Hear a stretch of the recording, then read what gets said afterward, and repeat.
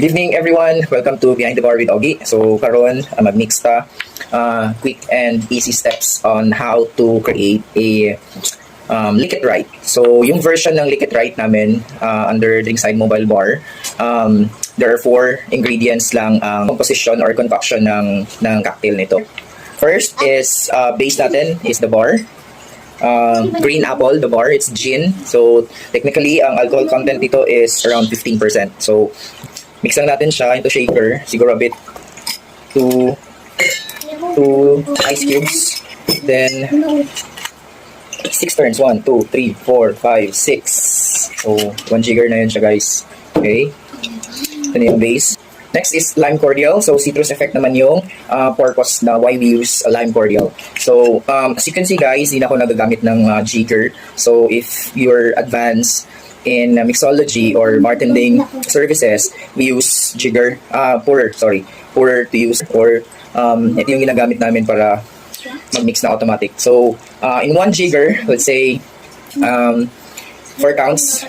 So let's count 1, 2, 3, 4. So that's 1 jigger. It's 4 counts. Next is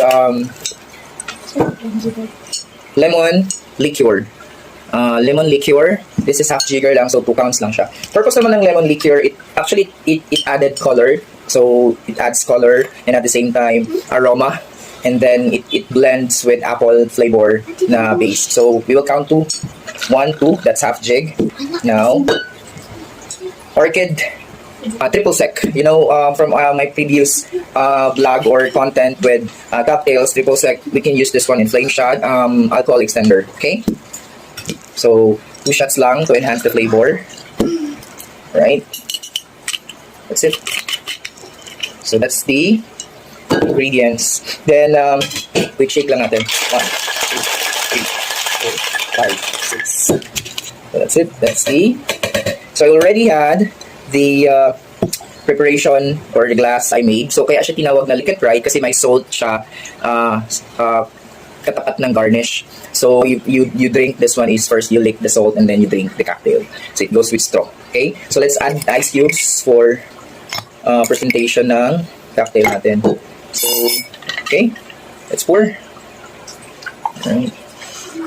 So this is our version of Lick It Right. So yan. So I already had as well. Last ingredients is Mountain Dew. So you can buy bottle or plastics or in can. So in a local market or local store near you. So let's